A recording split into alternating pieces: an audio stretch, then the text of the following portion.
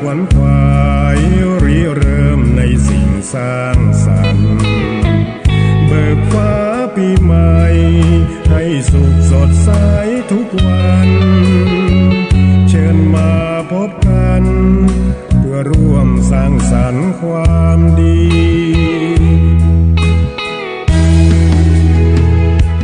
ทุกใดที่มีในใจของเราความโศกความเศร้า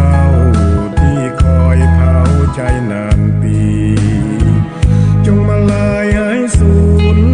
ด้วยคุณพระชินสีอีกทั้งทุกโศกโรคภัยที่มี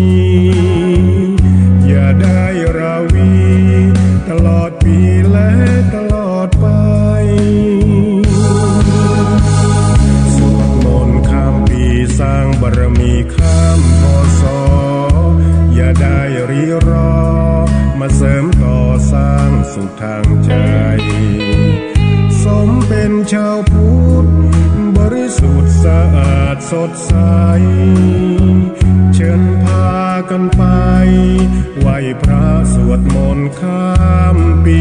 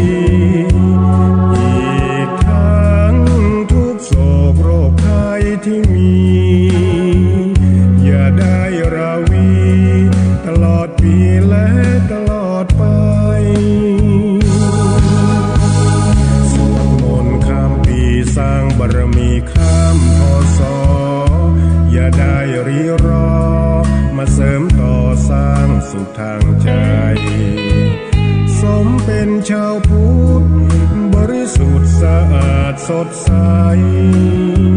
เชิญพากันไปไหว้พระสวดมนต์ข้ามปี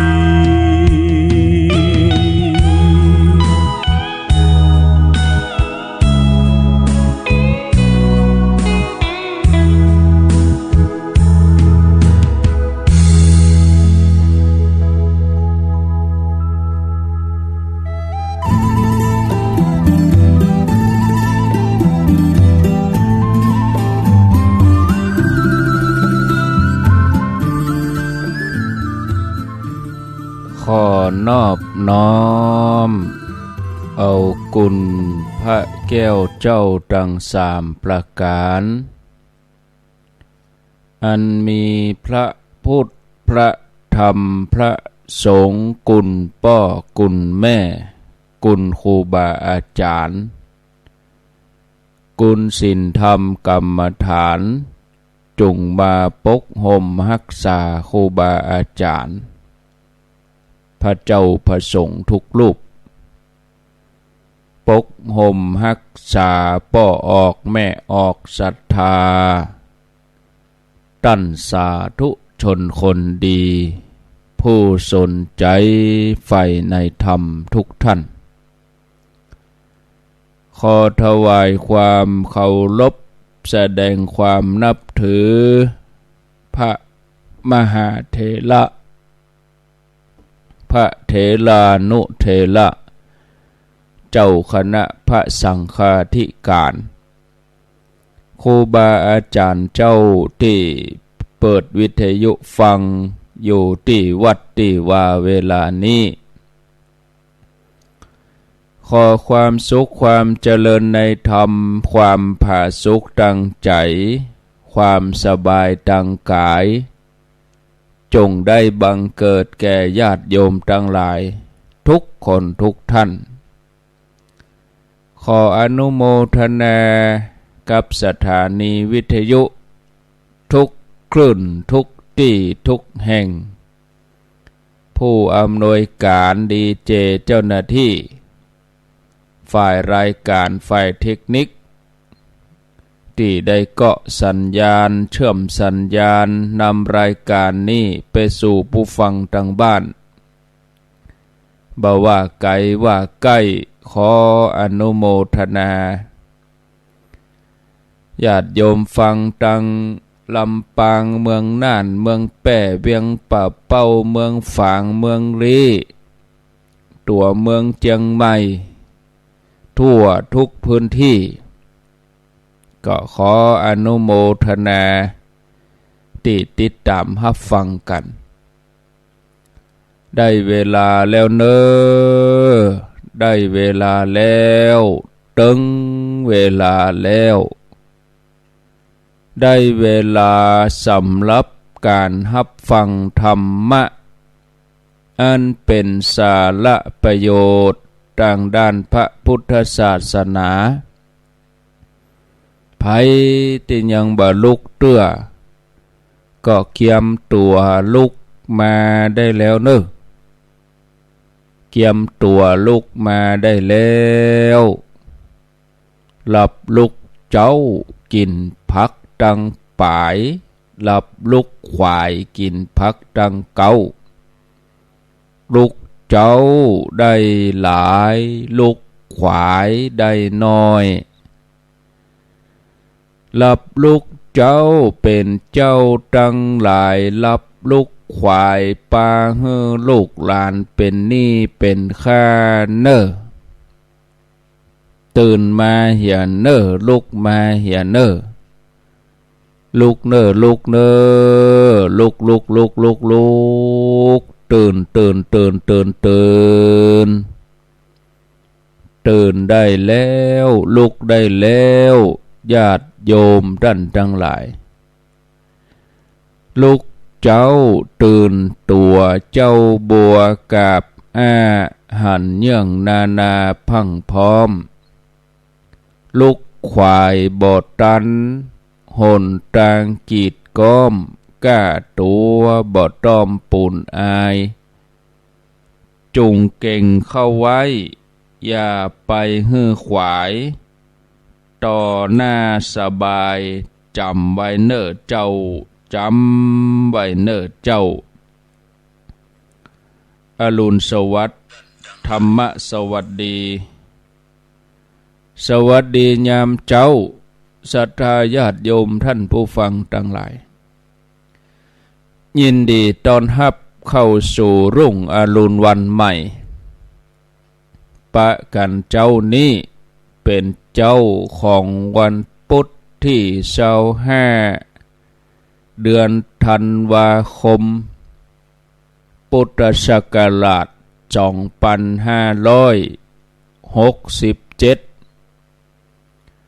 วันนี้เป็นวันเดือน3เหนือแฮม10ค่ำเดือน3เหนือแฮม10ค่ำพร่ำว่าเป็นวันพุธกลางสัปดาห์แล้วก็เป็นสัปดาห์สุดท้ายของเดือนธันวาคมสัปดาห์สุดท้ายของปี2567เหลือเวลาแถม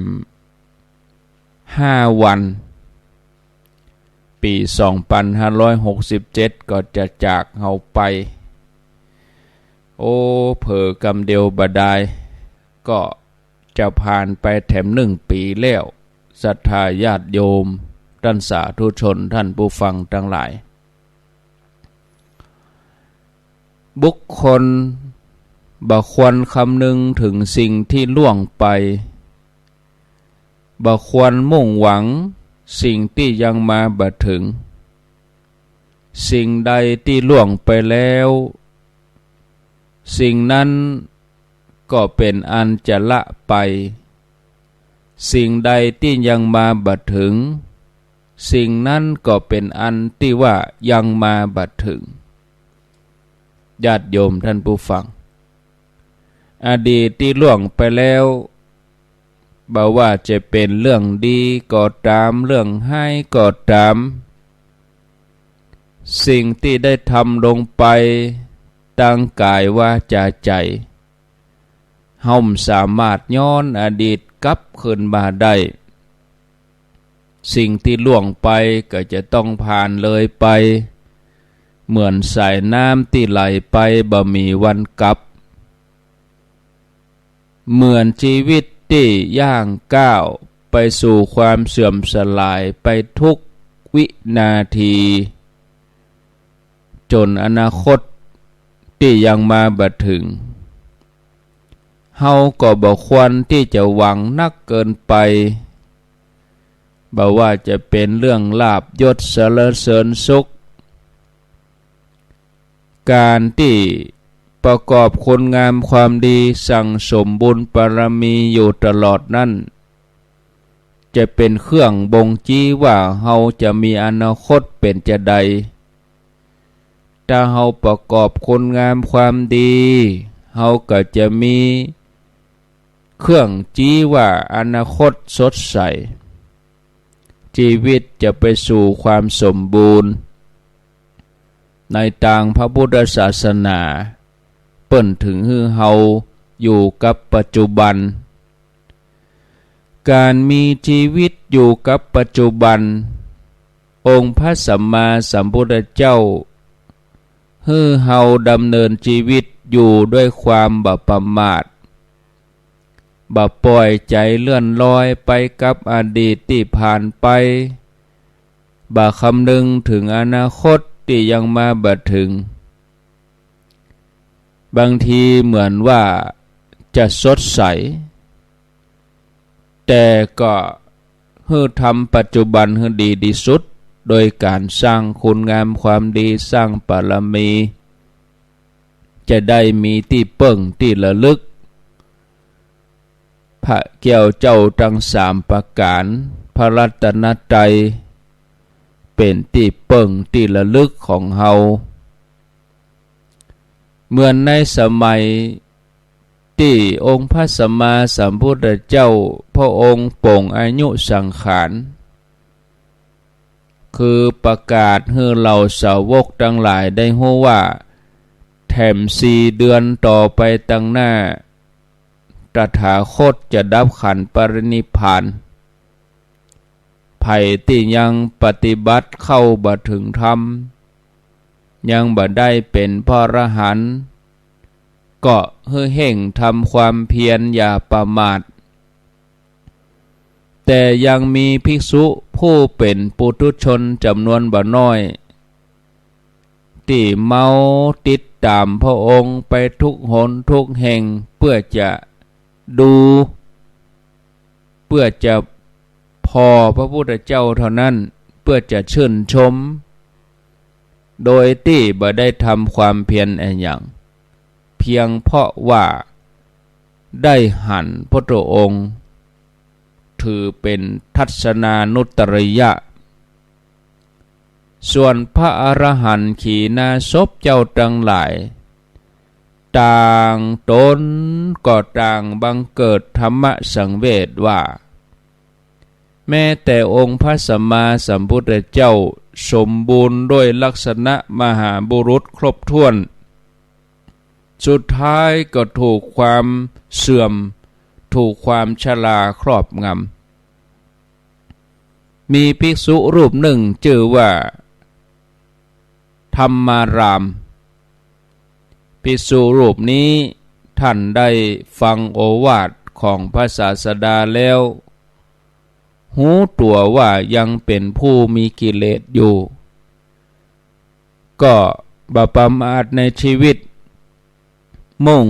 บำเพ็ญเพียรตลอดทั้งวันทั้งคืนเพื่อจะได้บรรลุอรหันต์พระพุทธเจ้าพระองค์ก็ชื่นชมอนุโมทนาก่อนที่จะบ่ได้ได้พบพระองค์แถมต่อไปตัวท่าน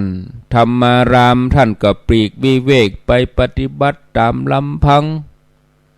บ บ่ได้คลุกคลีกับหมู่คณะแม้จะอยู่ห่างไกลจากพระสัมมาสัมพุทธเจ้าบ่ได้หันพุทโธองค์โดยตาเนื้อแต่ใจของท่านเจริญพุทธานุสติมีพระพุทธเจ้าเป็นอารมณ์อยู่ตลอดเวลาทำอันใดที่พระองค์ทรงแนะนำสั่งสอนไว้ท่านก็มันพิจารณาแล้วก็น้อมนำปฏิบัติการทำของท่านเป็นที่ยกย่องของสาวกทั้งหลายส่วนผู้ที่บ่ฮู้ก็นึกว่าท่านนั้นบ่มีความอาลัยบ่มีเยื่อใยต่อพระสัมมาสัมพุทธเจ้าบ่มีความโศกเศร้าอันหยังก็เลยพากันไปกราบทูลพุทธองค์ให้ทรงทราบตามปกติแล้วพุทธองค์ทรงทราบโดยพุทธญาณลูกของเฮาเนี่ยพระพุทธองค์ทรงฮ้องผู้ตั้งใจปฏิบัติธรรมนั้นฮ้องว่าลูกธรรมารามรูปนี้มีความเคารพฮักในพระสัมมาสัมพุทธเจ้าแห่งกล้าแต่กำลังทำความเพียรปฏิบัติเพื่อเป็นของขวัญอันล้ำค่าก็เลยบ่คลุกคลีกับหมู่คณะพระสัมมาสัมพุทธเจ้าพระองค์มีพุทธประสงค์ให้ภิกษุทั้งหลายอนุโมทนาในคุณงามความดีของท่านพระองค์ก็รับสั่งให้เข้าเฝ้าแล้วก็ถามว่าดูก่อนธรรมารามทำไมเธอถึงบ่ได้มีความอาลัยในตถาคตตถาคตจะปรินิพพานแล้วพระธรรมารามกราบทูลพระพุทธเจ้าว่าข้าแด่พระองค์ตัวข้าพระองค์นี่รู้สึกโศกเศร้ายิ่งนักที่องค์พระสัมมาสัมพุทธเจ้าจะจากไปแต่เมื่อมาพิจารณาตัวเองแล้วก็ยังพบว่าตัวเองยังเป็นผู้ที่มากด้วยราคะโทสะโมหะการจะทำให้พุทธองค์ทรงยินดีได้นั่นคือต้องตั้งใจปฏิบัติธรรมแม้กายห่างเหินพระศาสดาใจบ่เคยห่างเหินกึดอย่างเดียวว่าทำอย่างใดถึงจะสำเร็จธรรมถึงจะเข้าถึงธรรมตามที่พุทธองค์สั่งสอนไว้องค์พระสัมมาสัมพุทธเจ้าพระองค์ก็อนุโมทนากับท่านได้ประพฤติดีแล้วภิกษุตนอื่นรูปอื่นควรเอาเป็นแบบอย่างเพราะผู้ที่มีความเคารพฮักในพระสัมมาสัมพุทธเจ้าหากมัวโศกเศร้าเสียใจในเรื่องที่ยังมาบัดถึงหรือว่าปูจาเพียงการน้อมไว้ก็ยังบ่ได้ชื่อว่าเป็นการเคารพพระพุทธองค์อย่างแท้จริงผู้ที่ประพฤติธรรมตามสมควรแก่ธรรมผู้ใดเห็นธรรม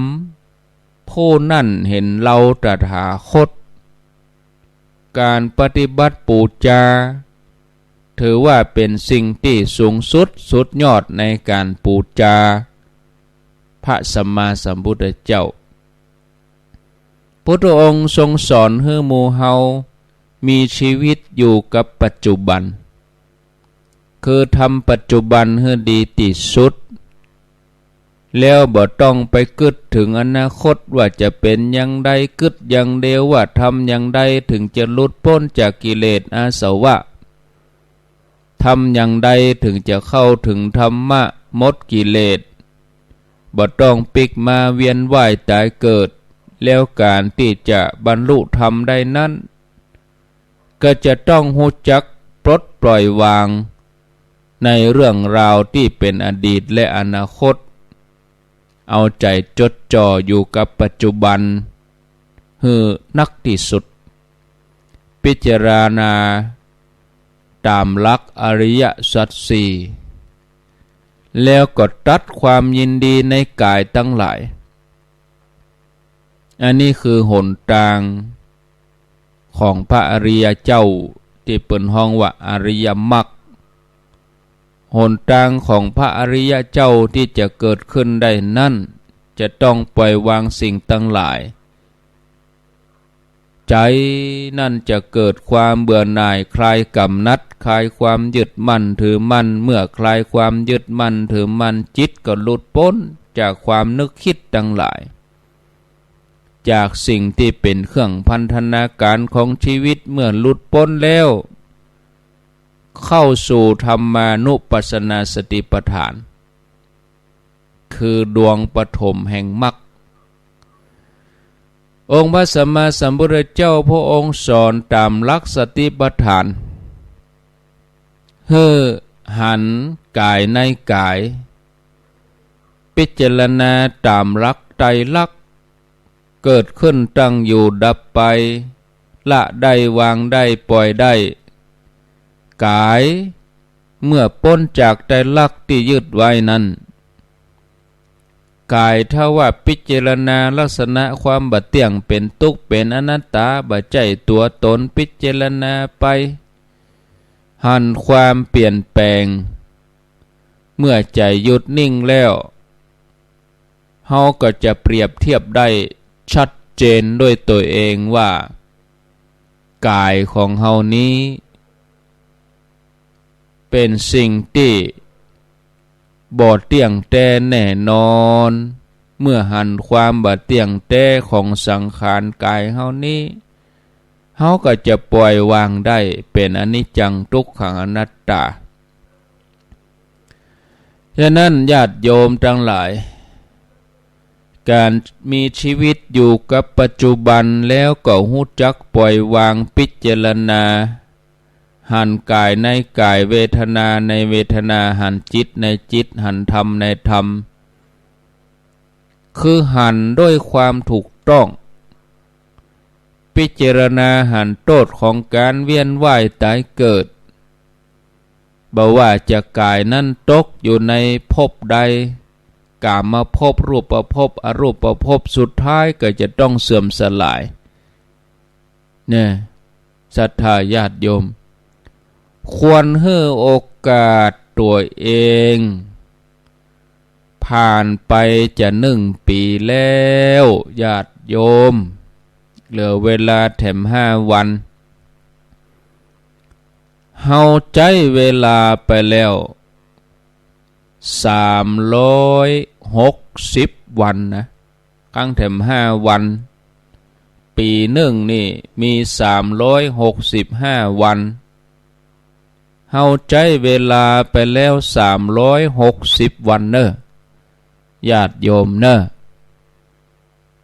ญาติโยมลองทบทวนว่า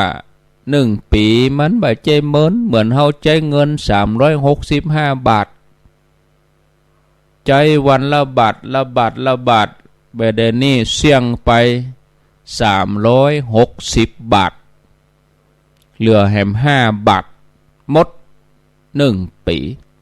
ปีหน้าก็ลำดับนับ1แถมไหม1 มกราเฮาก็มาชัยโยโหร้องส่วนเสเฮฮาเอาไปเอามามันก็ยังเก่าแบบเก่าบ่มีการเปลี่ยนแปลงอันอย่างอันใดญาติโยมท่านผู้ฟังสาธุชนท่านผู้ฟังทั้งหลายเนี่ยสิ่งที่เป็นบ่อเกิดแห่งความสุขความสำเร็จในชีวิตของเฮาก็คือบุญกุศลคุณงามความดี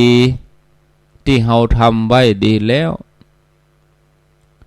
ตัวนี้จะเป็นเครื่องสนับสนุนให้เฮาเข้าถึงจุดประสงค์ของชีวิตนะศรัทธาญาติโยมบุญต่ออันจะเป็นที่ปึ่งของเฮาเนี่ยปุญญานิปรโลกัสสมิงปฏิฐาโหติปานินันติ ท่านผู้ฟังสมัยหนึ่งที่มีพระมหาเถระชื่อว่าพระมหาศิวะบัจจัยพระศิวะในศาสนาฮินดูนะอันนี้คือพระมหาศิวะท่านมีชื่อเสียงด้านปริยัติด้านการศึกษามีความแตกฉานในพระไตรปิฎกได้รับการแต่งตั้งให้เป็นอาจารย์ใหญ่สั่งสอนธรรมะให้กับภิกษุสามเณรเป็นจำนวน30,000 กว่ารูปเมื่อภิกษุสามเณรศึกษาปริยัติธรรมจากท่านเสร็จแล้วก็ลาไปปฏิบัติกรรมฐานวิปัสสนาต่างตนต่างองค์ก็สำเร็จทำเป็นอรหันต์กันมากมายมีลูกศิษย์ของท่านตนหนึ่งองค์หนึ่งเมื่อบรรลุธรรมแล้วก็นึกถึงคุณอาจารย์ก็พิจารณาตรวจว่าอาจารย์เฮานี่บรรลุธรรมถึงขั้นไหนแล้วพิจารณาตรวจดูแล้วก็รู้ว่าอาจารย์ของเฮายังบ่ได้บรรลุธรรมเตื้อยังเป็นปุถุชนอยู่เพราะว่ามัวสั่งสอนมัวสอนลูกศิษย์ก็ปนกันหมดละสำเร็จธรรมกันหมดแล้วนะจะหากุลวิเศษสักอย่างหนึ่งก็บ่มีมัวแต่สอนแต่บ่ยอมลงมือปฏิบัติมีความรู้มากมายกายกองเชี่ยวชาญในพระไตรปิฎกจำคำสอนได้ดีแต่ยังบ่ได้รับรสซึ่งพระธรรมที่แท้จริงว่าเป็นอย่างใดพระอรหันต์เป็นผู้วิเศษเปิ้นจะกึดจ้วยอาจารย์แรงวันหนึ่งเย็นวันหนึ่งพระอรหันต์อันเป็นลูกศิษย์ท่านก็เหาะไปที่กุฏิของพระอาจารย์ทำเป็นว่า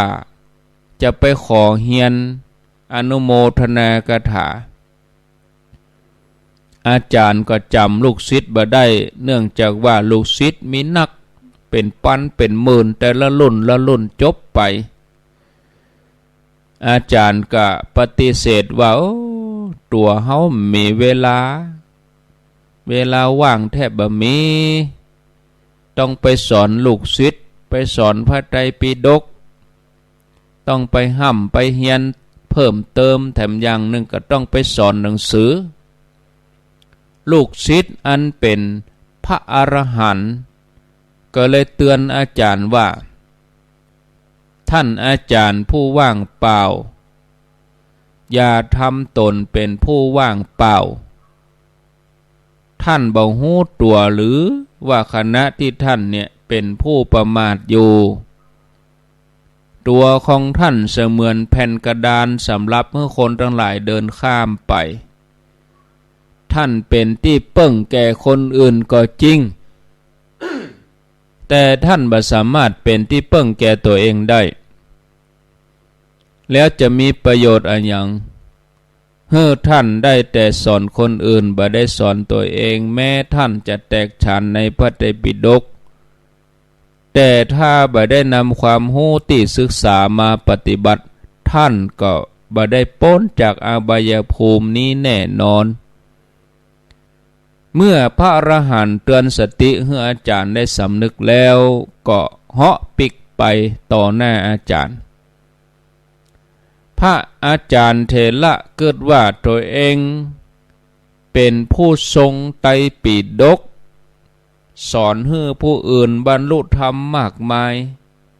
ถ้าตั้งใจลงมือปฏิบัติคงบ่นานบ่เมินบ่เกิน3 วันสำเร็จธรรมเป็นง่ายได้ก่อนเข้าพรรษา3 วันท่านก็เดินเข้าไปในป่าแสวงหาสถานที่เหมาะสมแก่การปฏิบัติธรรม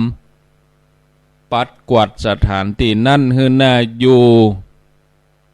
แล้วก็เริ่มเจริญจิตภาวนาตามหลักที่ตัวเองได้ห้ำเฮียนมา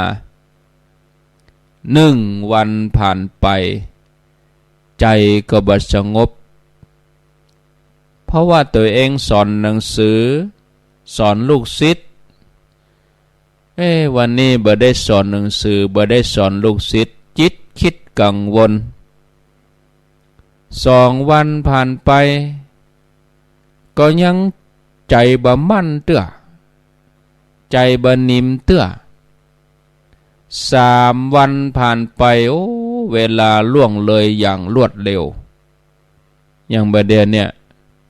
แต่กี้ตี 5บัดเดี๋ยวนี้ข้างแถม20 นาทีจะหมดเวลาเนี่ยเวลาล่วงเลยอย่างรวดเร็วแม้ท่านจะใจความเปลี่ยนอย่างใดก็บ่สามารถจะทำใจหยุดนิ่งได้ท่านก็มาเกิดมานะขึ้นในใจว่าลูกศิษย์ของเฮามีนักมีหลายแต่ละตนแต่ละองค์ก็บรรลุธรรมเป็นอรหันต์กันไปหมดตัวเฮา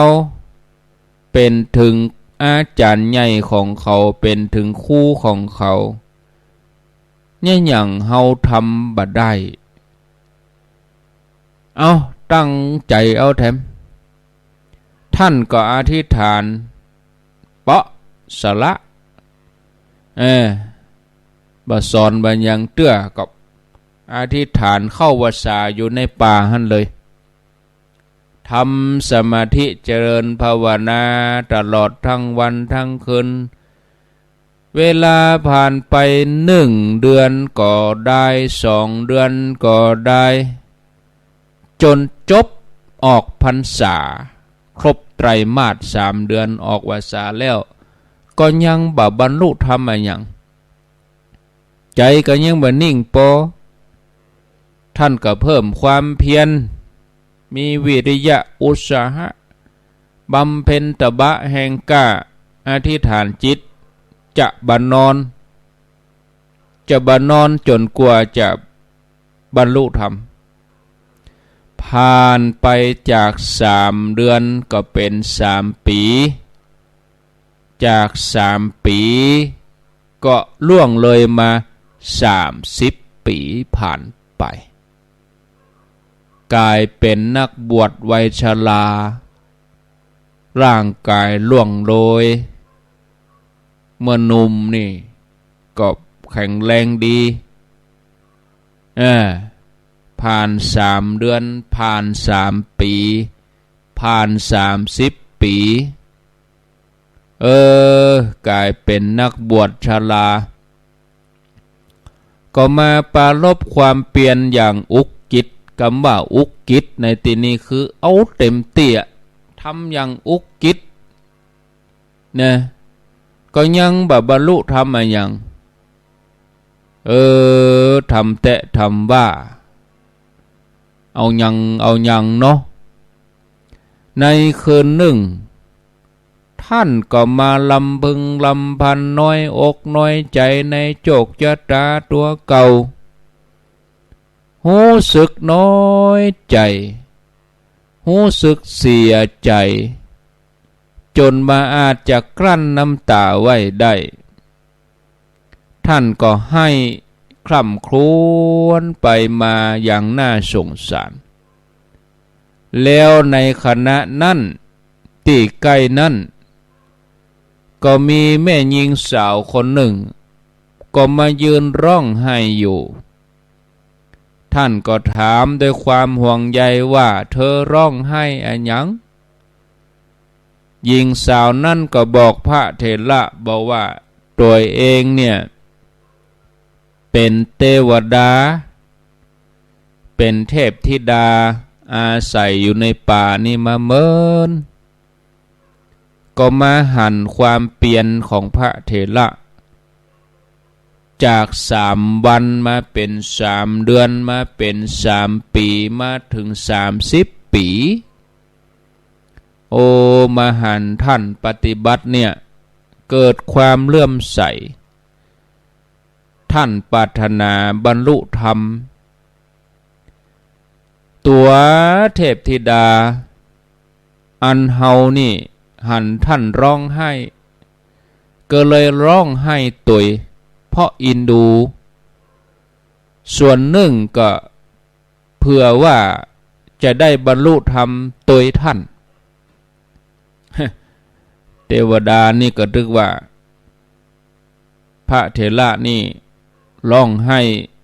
แล้วจะได้บรรลุธรรมเทวดาก็เลยร้องไห้ตุยพระเถระผู้มีสติหน่วงขึ้นมาปัญญาเกิดหูว่าเทพธิดานี่มาเตือนสติก็พิจารณาตัวเองทบทวนวิธีปฏิบัติให้ถูกต้องแถมครั้งหนึ่งในคืนวันนั้นท่านได้นั่งภาวนาด้วยใจสงบเยือกเย็นเมื่อใจท่านสงบเยือกเย็นญาติโยมอย่างเมื่อเจ้าเนี่ยมันเย็นมันเงียบยิ่งดึกก็ยิ่งเงียบยิ่งเงียบก็เหมือนใกล้แจ้งหัวค่ำนี่มันวุ่นวะวุ่นวายเบาว่ารถเบาว่าคนวุ่นวะวุ่นวายถ้าเลยตีหนึ่งตีสองตีสามรถก็เข้าบ้านเข้าจองบดตามท้องถนนก็ว่างใจเขาก็เหมือนเดียวกันก็เดี๋ยวใกล้แจ้งมาเอารถออกบ้านใจเขาก็เหมือนกันไปอยู่ที่อื่นน่ะวอกแวกวุ่นวายสับสนโอลหม่านแต่ถ้าต่างคนต่างอยู่ที่ฐานเอาจิตมาไว้ที่ตัวเก่ามันเย็นมันจุ่มมันเย็นพิจารณาใจผ่องแผ้วยินดีในที่สุดท่านกับบรรลุธรรมเป็นอรหันต์ในคืนนั้นท่านผู้ฟังญาติโยมจากเรื่องราวที่เล่านี้เขาจะหันว่าการหลุดพ้นจากกิเลสอาสวะนั้นต้องลงมือปฏิบัติอย่างเดียวต่ออันจะมาใส่ตำรับตำลาจะมัวเมาร้องไห้จะมัวอ้อนวอนอย่างใดก็บรรลุธรรมบ่ได้ถึงแม้จะมีความรู้ทางทฤษฎีปริยัติมากมายถ้าบ่ได้ลงมือปฏิบัติก็บ่เกิดปฏิเวทท่านผู้ฟังญาติโยมการศึกษาบ่ว่าปริยัติแล้วก็ปฏิบัติเนี่ยมันต้องกู้กันเพื่อให้เกิดความเข้าใจแจ่มแจ้งนะพระสงฆ์สามเณรนี่เพิ่นก็อาศัย3 ป.ปริยัติปฏิบัติปฏิเวทศึกษาวิชาบอกว่า3 มันก็มีความรู้แตกฉานถึงตั้งโลกตั้งธรรมนะเพื่อที่ว่าจะบ่ได้คัดสนในเรื่องของคุณธรรมในเรื่องของการพัฒนาตนเนาะญาติโยมเนาะพอเวลาก็เชี่ยงไปแล้วประเด็นนี้ไปบรรยายไปก็เวลาก็หมดไปแล้วญาติโยมเนาะหันว่าพอสมควรแก่เวลาภายจะเอาปฏิทินของหลวงตาปฏิทินของตุลุงดอยเปิ้นแปลงเรียบร้อยแล้วไปเอาได้ที่วัดบรรพตสถิตเนอวันนี้ตุลุงก็จะไปวันพุธก็ไปเอาวันพุธ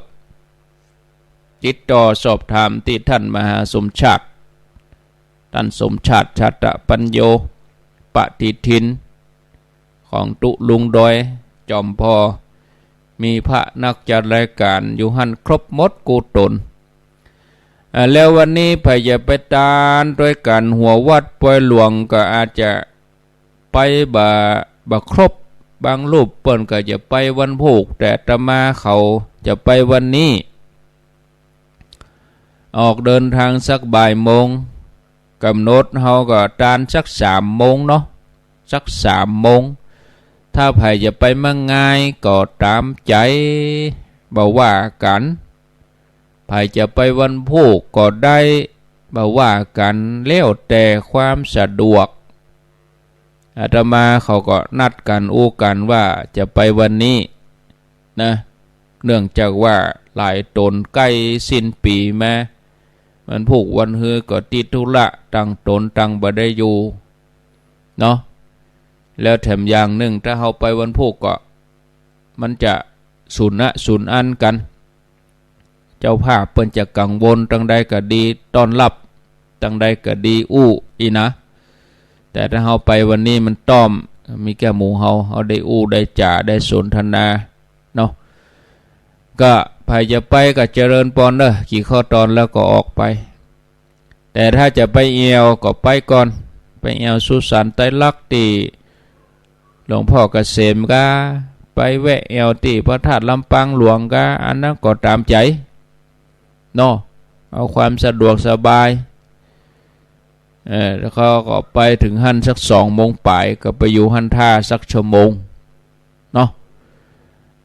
วันนี้เนอะเว้ยเหมือนกันนะเนี่ยแต่เวลาเนี่ยปุบปับแล้วก็วันที่29นี่ก็พี่น้องทั้งปางปอยก็ว่าศรัทธาญาติโยมที่ไปห่วมกินห่วมทานเคยห่วมกินห่วมทานวัดปางปอยเมืองฝางเปิ้นจะตอดพระป่าทำบุญสร้างพระศิวลีมหากระจายและก็อุปคุตสูง3 เมตร 9 เซนเนี่ยวันที่29เนอะขอเชิญชวนศรัทธาญาติโยมท่านทั้งหลายที่วัดปางปอย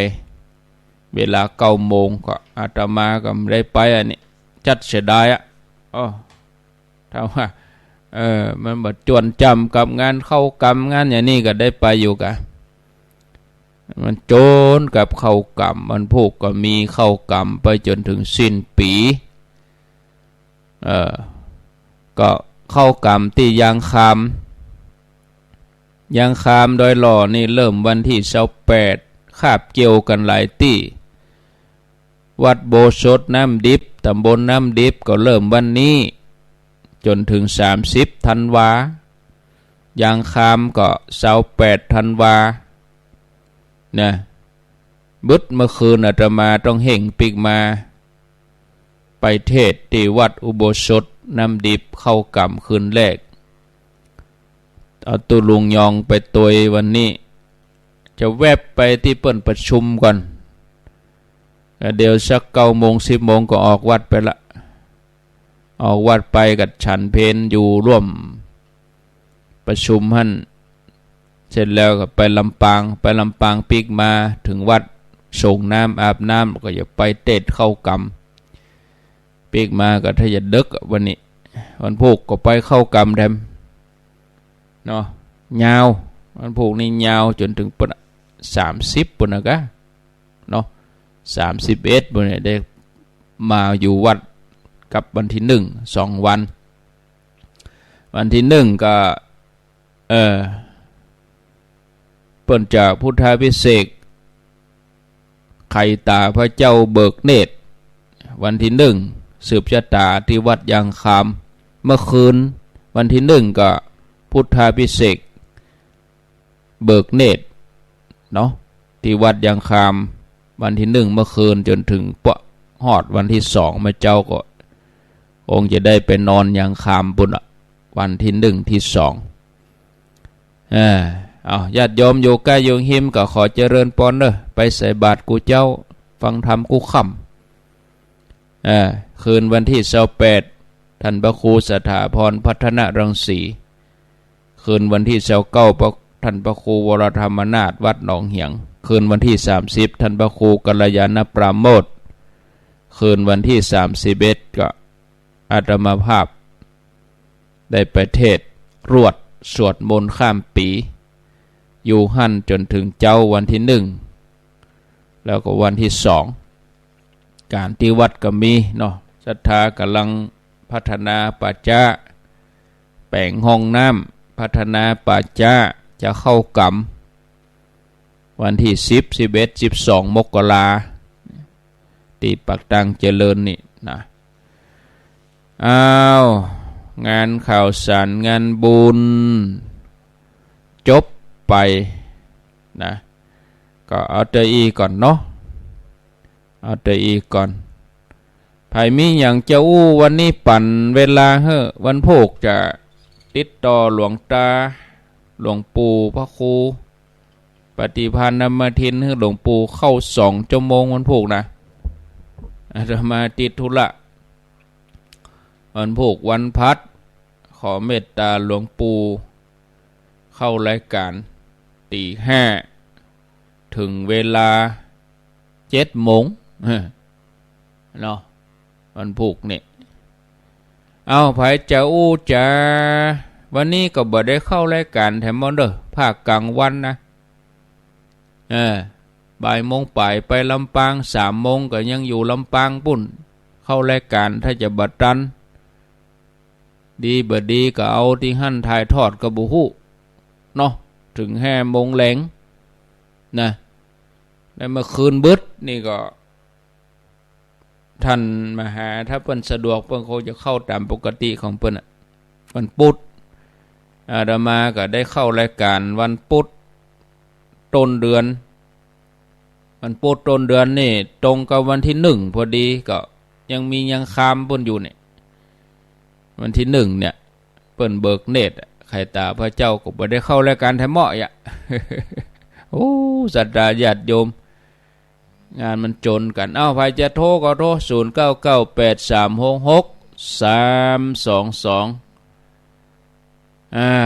เจริญปอนเจ้าไหว้สาเจ้าพระเจ้านี่ฟังสวนนะ3กับอันพระเจ้าโศกก็ยังดีอยู่จะไม่เอาอันใจเหรอบ่ได้อู้ถึงสุวรรณ3กับพระเจ้าอโศกเหรออันเทปนั่นน่ะค่ะเทปไหนแต่ตอน3 โมงก็ยังดีกว่าวันต้นแอปเปิ้ลกับเด็กชายอย่างนั้นน่ะนะครับเปิ้ลอันฟังน่ะจะว่านั้นมาใส่เนอะมันเสียเวลายายไหลนี่ใส่ผ่านก็ตะลุดได้บางอย่างก็มันวนอย่างเก่าเนาะเอาเทปใส่อย่างว่าเจ้าเนี่ยดีแล้วยังก็ได้พระเจ้าสาไหว้สาเจ้าท่านแน่เจ้านี่เป็นเทพตี 3ถึง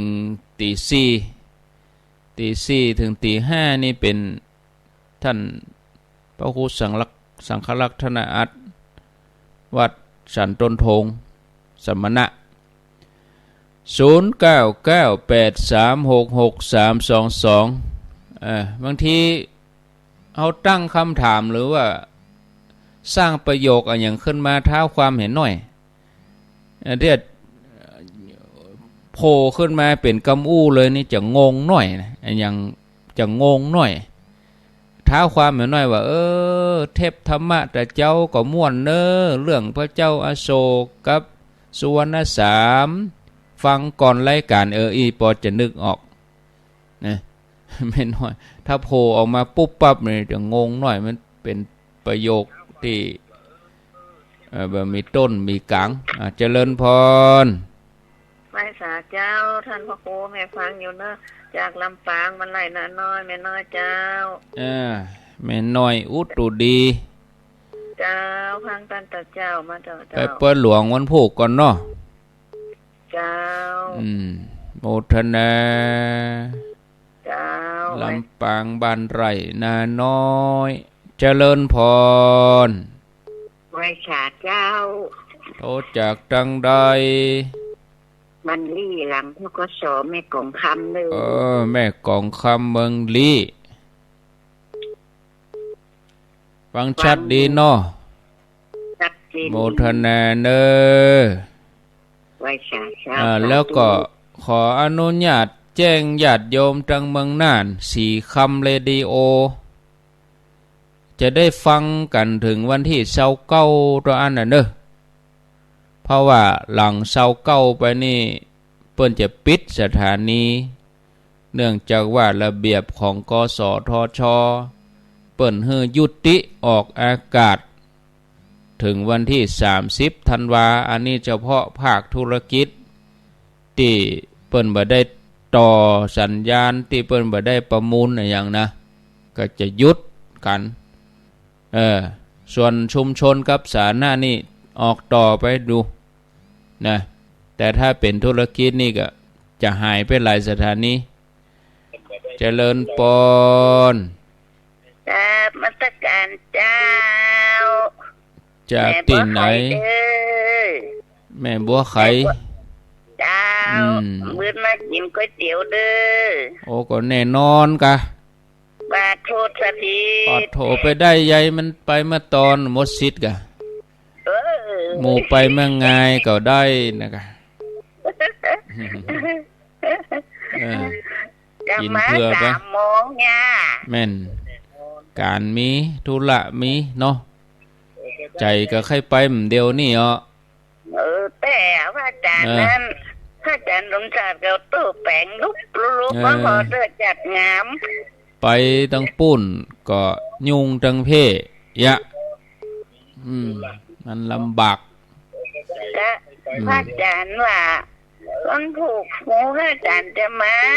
เอาก๋วยเตี๋ยวมาเป็นโรงทานบ่หลายแต่ได้เนอะบ่ต้องเกียมนักเนอะบ่หลายพ่องก็กินข้าวตอนแล้วไปบ่ต้องเกียมนักบ่ต้องเกียมนักมันบางคนเพิ่นก็กินข้าวไปพระอาจารย์คนแสนนักมันนักบ่จะบ่กล้ารบกวนเพิ่นบ่ใช่เพราะว่ามันพูดสถิดาคนงานนะแม่คนงานคนทำงานดีกะโตดีแล้วแม่ไปกวดไปเที่ยวถึงวันนะดีแล้วสัตตุโอทนามันเจ็บุดเหมือนไปตามเตียนนะมันบ่อย่างอันเนอะเจริญพรไม่สาเจ้าโทษจากไหนแม่น้อยตาโถกเจ้าความแต่เจ้าแล้วแม่น้อยตาโถกฟังชัดดีกะวันนี้แหละไปวันเนี้ยกะแม่บ่ได้ไปเนอะวันนี้แม่จะไปวันพุธเนอะได้ปะอังก็ต้องถามหาโอ้ถามจ้าโถขานี่ก็ไปวันนี้แม่ไปวันพุธไปปะกันจะได้ไปคนละวันกับวันนี้แม่โอ้เนี่ยซับนี่กับเจ้าโทรเอาเนาะโทรเอาก็แล้วไปเนาะเจ้าแม่เป็นกำลังใจนะท่านโมทนามัน งานอื่นก็มีช่วงจังหวะเวลาเอาละบ่พอละเนอะพอแล้วรายการต่อไปก็ฟังท่านพระครูวิสิตศิลาภรณ์วัดวังสิงห์คำอาตมาลาสถาไปก่อนเนอะกะเดียววัน2 วันนี้จะบันทึกเสียงอวยพรปีใหม่บันทึกเสียงครูบาอาจารย์กุตนเพื่อเปิ่นได้อวยพรปีใหม่แล้วก็จะเปิดออกวิทยุเนาะศรัทธาเขาป้อมต้องโทรแล้วมาฮับแล้วนะอายุวันโนสุขังปรังพระครูวิสิตศรีลาภรณ์